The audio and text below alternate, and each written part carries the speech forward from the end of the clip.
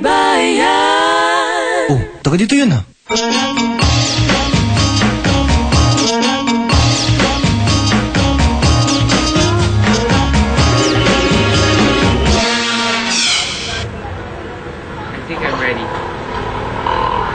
Sir, I think I'm ready malaman kung paano nga ginagawa itong napakagandang mga disenyo ng mga jewelry. Alam mo, Drew sa may kawayan, isa yan sa mga industries namin dito. Yung tinatawag na a lady's best friend, diamonds at jewelries. Yan. And, Gusto mo malaman kung paano ginagawa yan? O, sige, sir. Pasok tayo sa loob. The Philippine jewelry making trade has been in existence since the early 16th century. And May Kawayan, Bulacan is the center of jewelry production in the Philippines. They are famous for their beautifully handcrafted and affordable jewelry. Okay. Magandang hapon, Drew. Sir. Ray. Yeah. Magandang hapon. Paliliwanag namin sa inyo yung kung paano yung pagsisimula sa paggawa ng alahas mula sa pagtutunaw ng ginto hanggang sa benchwork o yung paggawa mismo actual ng platero. Kung paano nila natatransform yung a piece of gold into fine jewelry. Okay. Una muna ay paghahaluin yung pure gold at saka yung alloy. Pure gold and alloy. Pure gold and alloy, Hindi kasi yes. pwedeng pure eh. Why? Masyadong malambot. Hindi mo lang kailangan ng mixer. It mixes By itself. Once na natunaw na siya, naghahalo na siya. Itong mamang to, platero ang tawag dito, di ba? Goldsmith, Mga platero. goldsmith, di ba? Konting trivia mga behero. Ayon sa mga experts, makikita ang kalidad ng ginto sa kanyang kulay. Mas matingkad, mas mataas ang carats. Dahil habang bumababa ang carat, ay siya namang pag-fade ng kulay nito. Sir, alam mo nangyari sa gold? Binunsan niyo na ba? Ayan pa rin. Kailangan niyang Hindi na mainit. kailangan niyang paluin yan para ma-compress. Sometimes kasi merong air packet sa loob, so kailangan i-compact na i-compress. Pwede magtanong, Yes. kapag ganito kalaki yung piraso ng gold, magkano siya kahit hindi pa siya ring o ano? Basta ganito lang. Mga 6,000 to 7,000 pesos. Yan? Yes. Pwede bang gawin na lang? Ito na yun. William na. After all the dirty work, isa naman matinding cleaning and polishing process ang pagdadaanan ng mga jewelry na ito. Yan. Kanya ito, pwede na pa-polish kayo niyan. Pwede. Pwede yan. Yes. Yan. Pwede. I-rhodium plate natin para maging good as new. Ganun yan, sir? Yes. Pwede natin gawin yan? Good as new, yung kamukha nung araw na binili mo siya. Oh. Yes. Kahapon ko lang binili kasi ito. Ganun ba? Yan. Pwede yan, sir? Pwede. Pwede yan? Oo. Gusto ko lang makita kung... Kung paano niya mapapakintab, Yan. Very tedious din ang polishing process. maliit Dumadaan pa ito sa iba't ibang klase ng treatment.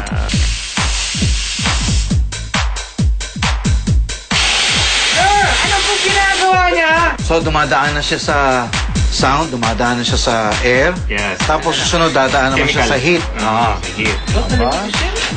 Earth, wind, and fire. Oh! Di ba?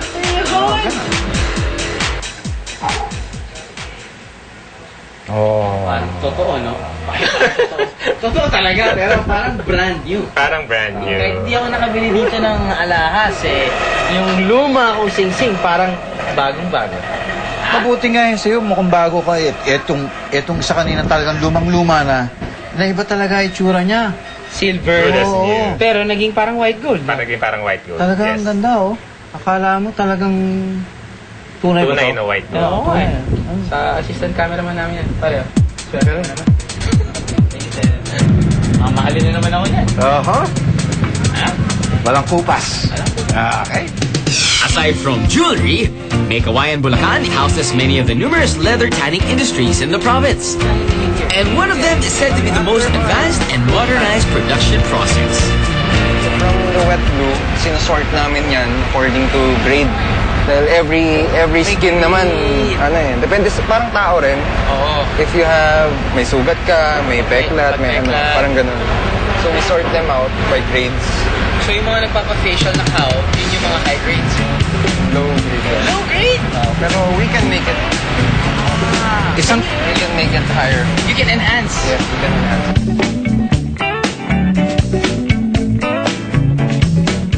Yung mga major clients when it comes to some of the companies, Pino Leatherware, Leather Collection. Eh, yung mga, yung Marikina. Marikina, we have some Bristol, GB shoes, of course. So, Mendrez. bali, dito ginagawa yung mga raw materials pagkatapos For the shoes. tapos gagawin naman mga sapatos. Belts, wallets. Lahat, mga bags, etc.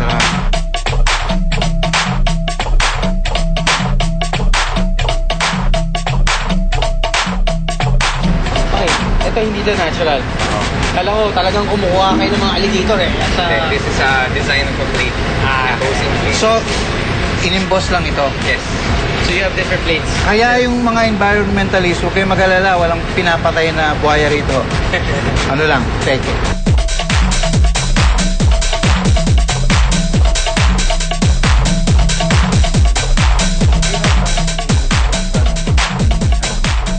O, ano ginagawa mo? Ayun na, sinusukat ko na nga eh.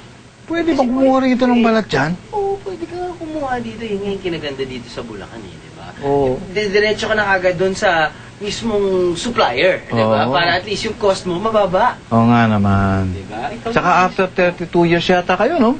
Yes. Tagal na. Bata pa ako, naka-shorts pa ako, no?